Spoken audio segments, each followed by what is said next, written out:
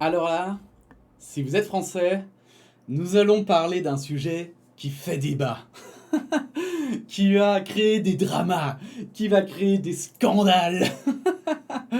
On a pu parler il y a maintenant un grand moment, j'ai envie de dire, hein, de la neutralité de l'État belge. Si vous êtes français et que vous ne le savez pas, l'État belge est neutre, alors que l'État français, lui, est laïque. Ce sont deux choses extrêmement différentes en fait, sur en fait, le papier et sur les théories. Et du coup aujourd'hui on va parler de la laïcité française, comme on a pu remettre en question la neutralité belge. Et en fait, ce qui est assez différent, notamment, c'est que autant la neutralité belge, comme c'est un terme assez flou et que justement c'est un peu l'État ne s'immisce en rien dans les religions, eh bien, ce n'est pas le cas pour la laïcité qui a des, un peu, je vais le dire comme ça, mais des sortes de règles. On va aller bien sûr plus en profondeur dans l'article, mais vous allez voir, ça va être hyper intéressant. Bien sûr, si vous êtes je vais dire, des personnes convaincues que l'État français est laïque, etc., eh bien, ouvrez vos chakras, remettez justement en question, c'est le but de cette vidéo, et pas d'affirmer quelque chose. Le titre fait ça parce que ben, on est sur YouTube, hein, d'accord. Donc calmez-vous, hein, ne m'insultez pas s'il vous plaît. La laïcité à la française, une exception pas si exceptionnelle que ça. En France, un projet de loi a attisé les crispations pendant plusieurs mois. Il s'agit du projet de loi confortant les principes républicains dits de lutte contre le séparatisme. Une loi, volonté du président français Emmanuel Macron, considérée comme un des projets phares de son quinquennat. Un projet qui a remis sur le devant de la scène un débat qui agite régulièrement l'Hexagone, la question de la laïcité. Souvent décrite par les politiques françaises eux-mêmes comme étant le socle identitaire républicain du pays, comme étant l'exception culturelle française, elle est aussi parfois pointée du doigt pour sa rigidité, voire son intolérance. Par son caractère unique et indivisible, elle refuserait la diversité, comme le pointent parfois des médias étrangers de renom. Et ça, il faut dire que même en Belgique, justement, c'était assez particulier de suivre la loi de séparatisme là d'Emmanuel Macron. Parce qu'effectivement, il ramenait toujours la laïcité, laïcité, laïcité, mais au final, cette laïcité, ça devient un concept ultra flou et hyper adaptable, quoi. Parce que, genre, on voit que l'extrême droite est aussi laïque, on voit que l'extrême gauche est aussi laïque. Bref, tout le monde semble d'accord sur la laïcité, mais pas aussi d'accord sur les principes. Et ça semble être un petit peu je veux dire, l'argument fourre-tout quand on veut faire une loi, quoi, quelle qu'elle soit. Dans la loi de 1905 qui consacre la laïcité à la française, le mot laïcité n'est pas prononcé, ni défini. Ce n'est que dans la Constitution de 1946, puis finalement dans celle de 1958, qui consacre la Ve République que le mot est inscrit. La France est une république indivisible, laïque, démocratique et sociale. Depuis, la laïcité est une sorte de dogme républicaine, étendard du grand récit national. Donc le grand récit national, hein, c'est simplement la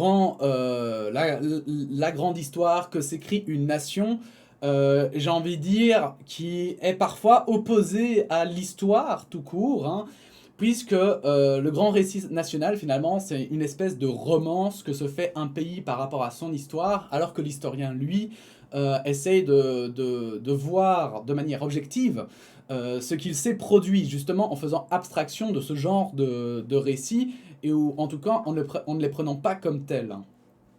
De toute façon, je sais maintenant qu'il y a quelques historiens qui regardent cette chaîne. Si je dis de la merde, n'hésitez pas à me corriger. Et avec toujours, comme vous le savez si bien le faire, avec les détails croustillants. Moi j'adore ça, sachez-le, donc il n'y a pas de problème. Euh, Juste, petite parenthèse aussi sur le fait que la France est une république indivisible. Ça aussi c'est très intéressant, ça avait été mis à l'époque parce que justement, si vous êtes français, vous le savez mieux que moi, hein, mais notamment il y avait, voilà, comme aujourd'hui la Corse et la Bretagne qui sont toujours avec des poignées de personnes qui sont indépendantistes, eh bien c'était pour en fait un peu boucler le clapet de ces personnes qui pouvaient un jour pourraient avoir trop de voix, quoi. Mais le système français est-il vraiment exceptionnel? Pas tout à fait. D'abord, le principe de laïcité, à savoir la liberté de culte et la séparation des pouvoirs entre les églises et l'État, existe dans la plupart des pays, à l'exception des États théocratiques. On compare régulièrement les systèmes français et turcs dans la façon rigide qu'ils ont de concevoir la laïcité. Et ça, alors je trouve le parallèle extrêmement intéressant. Qu'on compare le système français avec le système turc, personnellement, je verrais pas forcément ça comme un compliment, et je sais que beaucoup de républicains français ou de laïcs français sont en train de faire une crise cardiaque là. Sont en train de... et c'est pour ça que j'adore ce genre d'article. États théocratiques, ce sont des États dirigés par des hommes d'église. Hein. Alors église avec un grand E ou un petit E, enfin ça dépend de quelle église on parle bien sûr. La Chine également se proclame laïque dans sa constitution, et ça je le savais pas.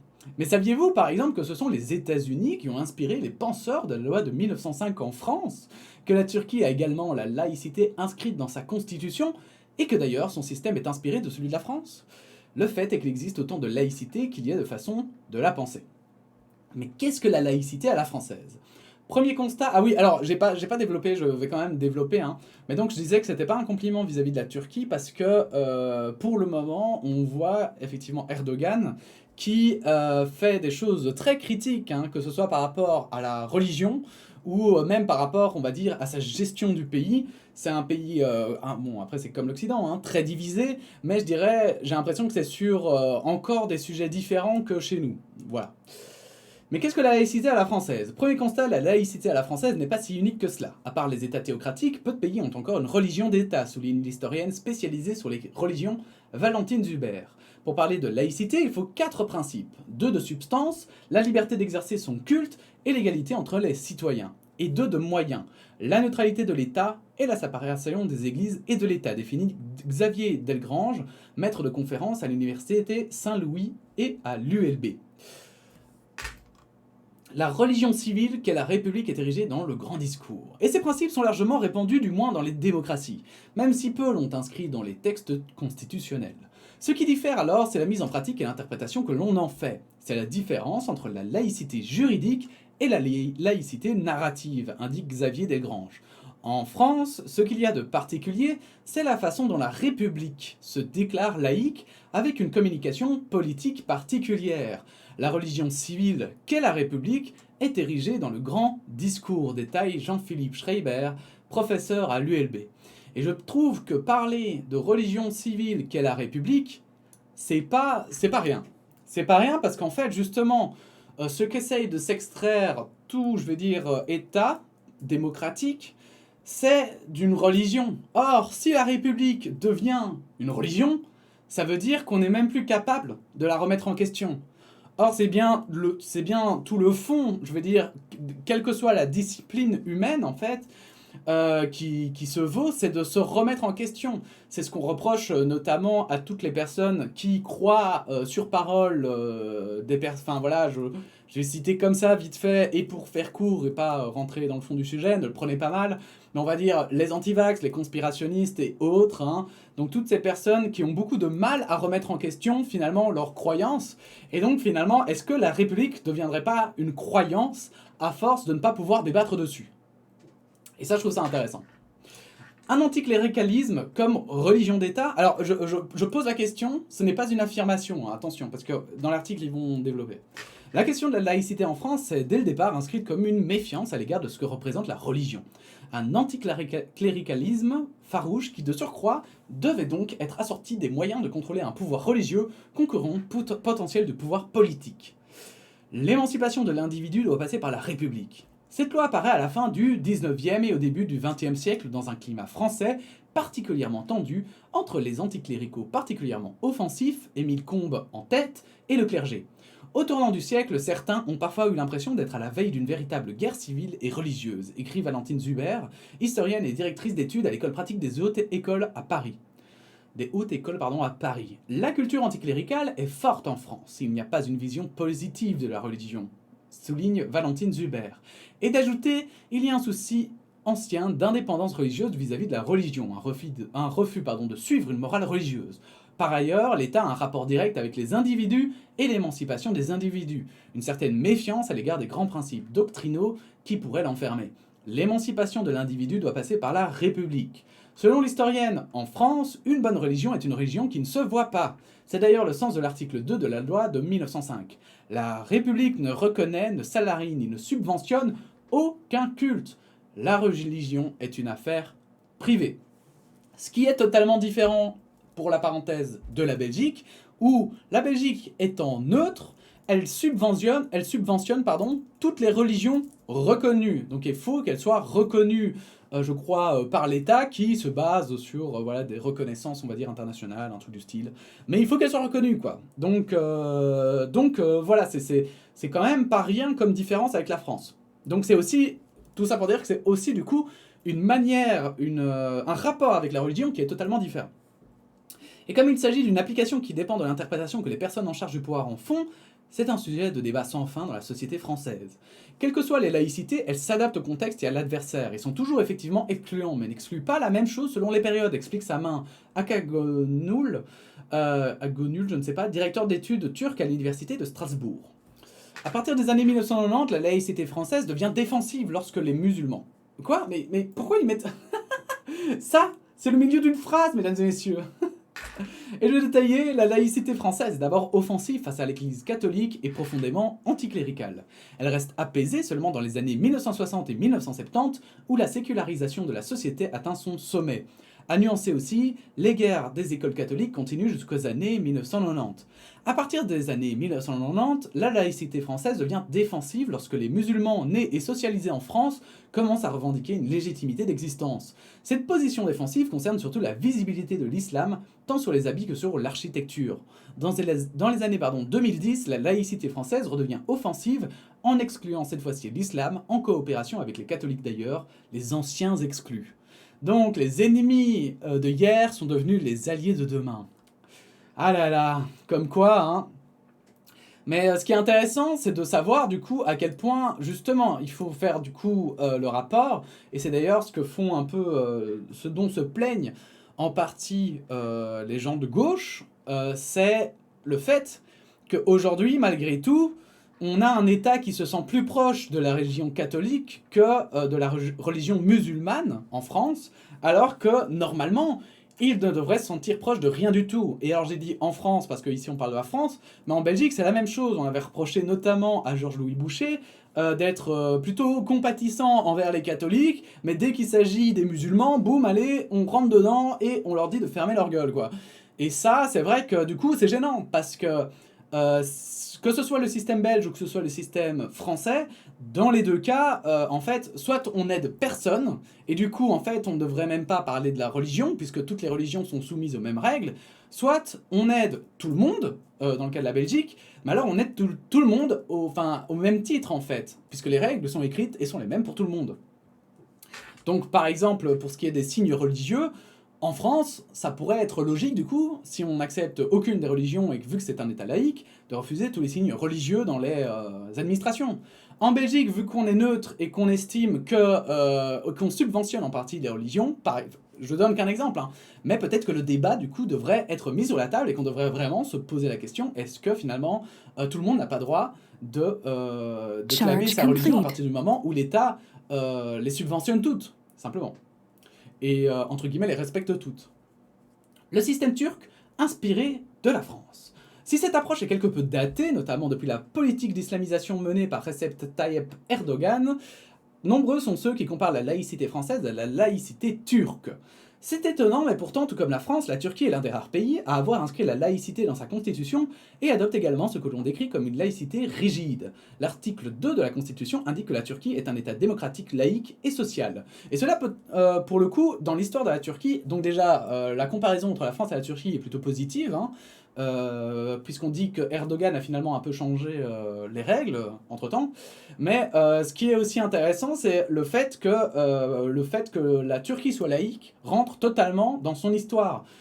Puisque la Turquie a toujours été un point de passage entre le Moyen-Orient et l'Europe, c'est hyper intéressant parce que pour eux, c'était inévitable qu'à un moment donné, ils devraient prendre ce genre de loi, que ce soit de la laïcité ou de la neutralité, hein, parce que je pense que honnêtement, les deux, c'est un peu les deux systèmes qui prévalent dans ce genre de cas.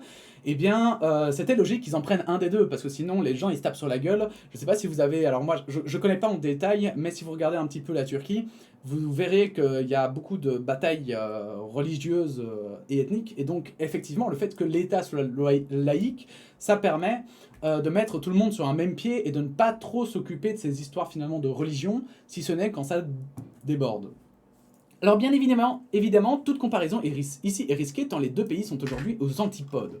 Toutefois, voilà, on est d'accord quand même. Toutefois, la laïcité turque est historiquement inspirée, parce que je n'irai pas jusqu'à dire que Macron est un Erdogan, parce que justement, peut-être que, allez, il y a des choses, il y a des points sur lesquels ils se rapprochent, mais honnêtement, ils n'ont pas du tout les mêmes points, les mêmes angles, les mêmes points de vue, etc. Donc je trouve que ce serait un peu malhonnête de le faire.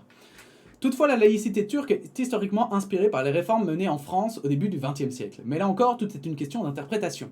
Car pour la Turquie de Mustafa Kemal, au lendemain de la chute de l'Empire ottoman, l'objectif est de pouvoir contrôler les instances religieuses du pays. Entre 1924 et 1938, Atatürk fait de la laïcité un principe fondateur et l'inscrit dans la Constitution. Par ailleurs, aucune réforme constitutionnelle ne peut modifier ce principe. Pardon.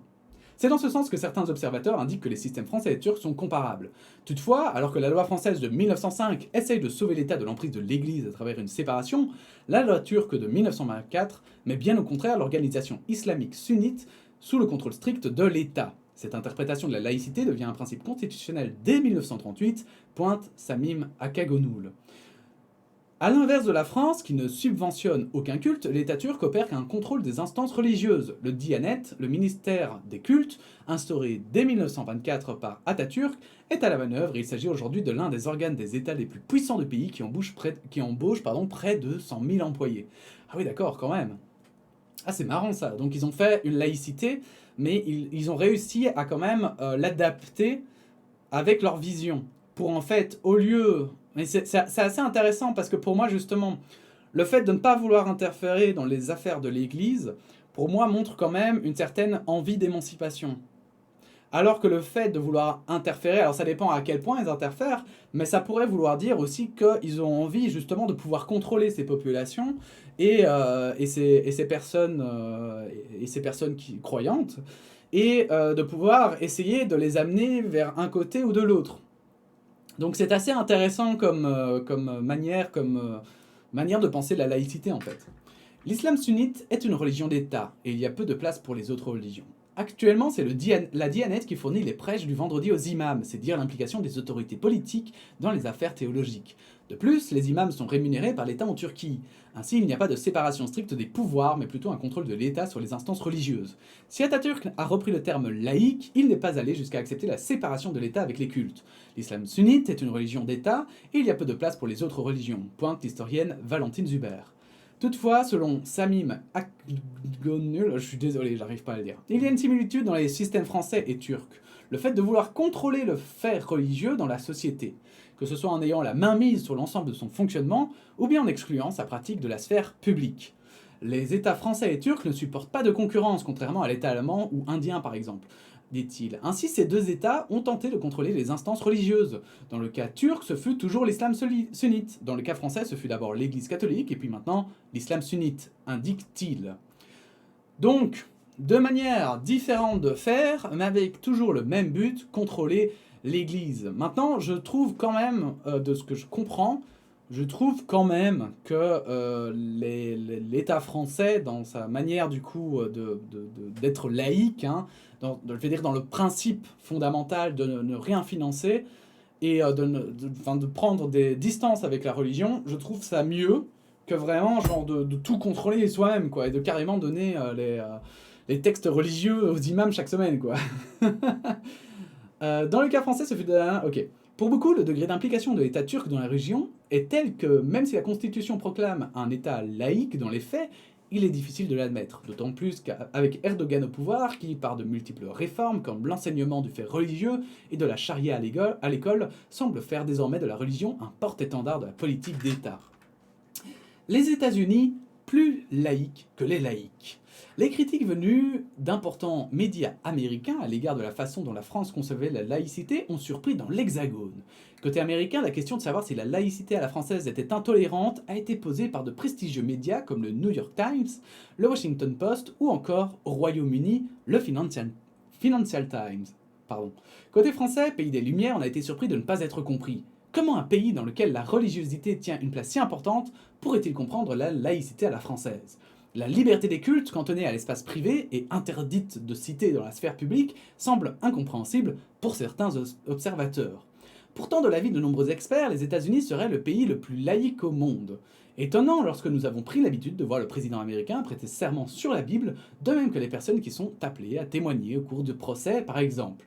God bless America, que Dieu bénisse l'Amérique, est en quelque sorte le Vive la République français, prononcé à la fin de chaque discours du chef d'État, In God we trust, en Dieu nous croyons, un slogan patriotique. Aux États-Unis, la religion fait partie intégrante de la société. Le premier amendement de la Constitution américaine reconnaît la liberté des cultes. De plus, il existe bel et bien une stricte séparation des pouvoirs politiques et théologiques. L'État ne finance ni subventionne aucun culte. C'est la version ultra-libérale de la liberté de culte. Et c'est vrai qu'en fait, moi aussi, je vois plutôt les États-Unis comme un pays catholique. Mais c'est vrai que d'un autre côté, leur ultralibéralisme fait que du coup, ils subventionnent que dalle, et ce sont que, et c'est un peu d'ailleurs, plein de jeux en parlent, hein, du fait que du coup, ça permet aussi l'émergence de religions complètement what the fuck, simplement parce que des gens y croient et investissent dedans, quoi. Et c'est presque comme si finalement les religions deviennent elles-mêmes des sociétés, alors que ce sont des religions et pas des sociétés.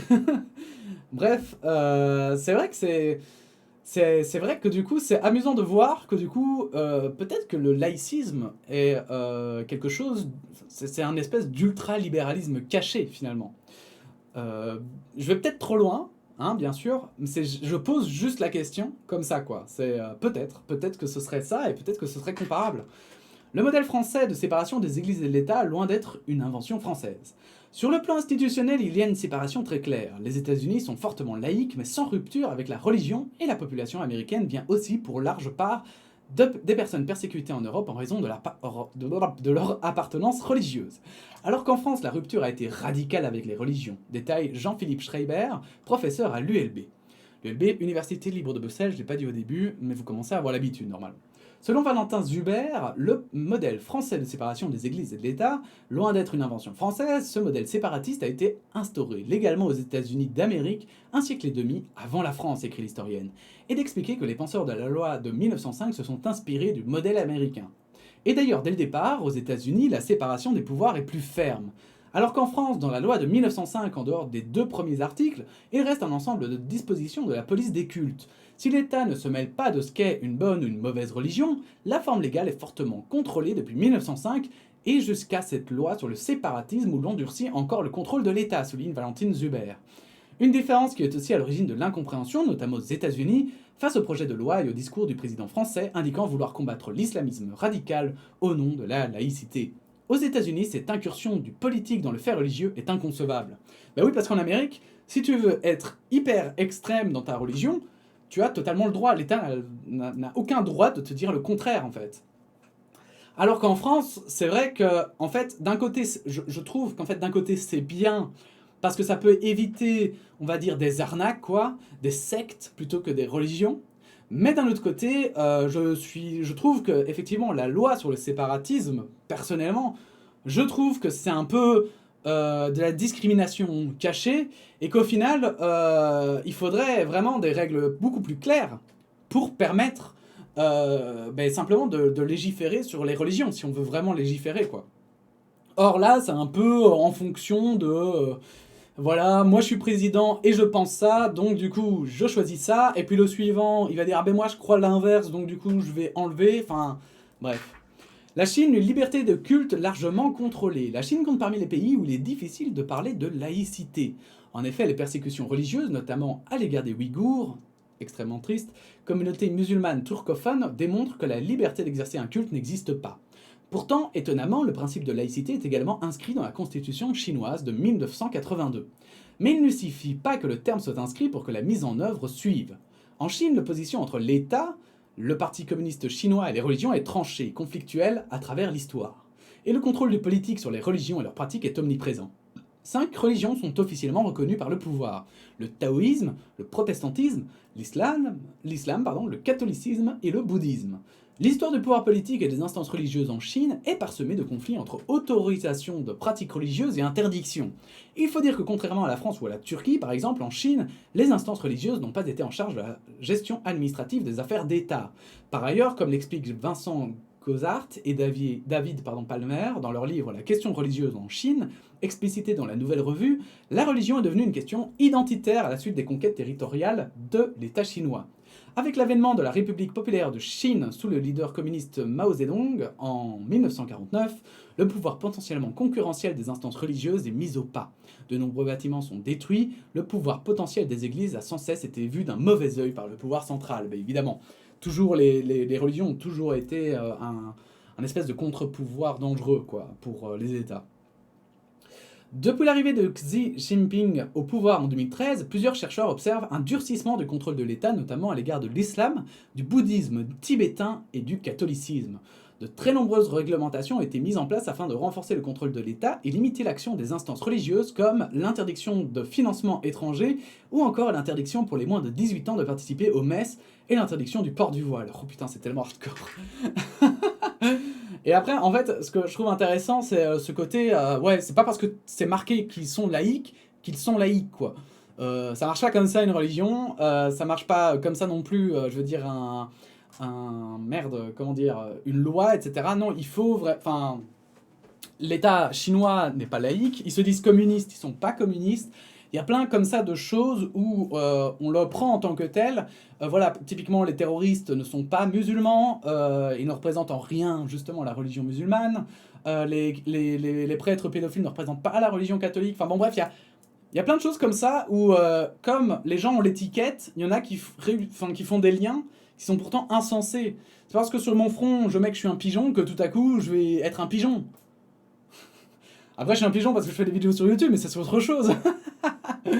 Alors, le leader chinois Xi Jinping affiche de plus en plus clairement sa volonté de réécrire la Bible pour en donner une version sinisée qui colle avec les valeurs du communisme parti unique. On change d'histoire, les merdes, hein. C'est bon. Hein. Moi j'aime pas cette partie où ils transforment l'eau en vin, on va mettre qu'ils transforment l'eau en... en saké, c'est bon. Le saké est japonais, mais je connais pas de boisson d'alcool chinois. D'ailleurs, les instances religieuses ont l'obligation de promouvoir l'idéologie du Parti communiste, comme le souligne Libération. Pour le pouvoir central, l'avènement de pouvoirs religieux est vu comme une potentielle menace pour l'existence même du parti, qui pourrait être un nouveau vecteur de dissidence et d'ingérence étrangère, écrit Libération. Comme l'écrit Emmanuel Linco, chercheur auprès de l'IRIS et sinologue, la politique menée par Xi Jinping à l'encontre des communautés religieuses s'inscrit dans une politique globale dans laquelle aucune obédience ne peut échapper. Entre surveillance de masse, dispositifs de reconnaissance faciale, caméras installées à l'entrée des bâtisses religieuses, etc., et mesures de plus en plus coercitives, il est clair que le gouvernement veut renforcer son contrôle sur les religions et les façonner à son image. Être un vecteur pour diffuser le message du parti, oui, un contre-pouvoir, non. Oui, mais alors du coup, parce qu'en vrai, vu que l'État français laïque fait lui aussi en fonction de ses propres idées, est-ce qu'il n'est pas lui aussi laïque pour diffuser un message? D'ailleurs, comme la Turquie, j'ai l'impression que ça transpire un petit peu finalement que derrière la laïcité se cache une sorte de justement de contrôle qui ne dit pas son nom, quoi.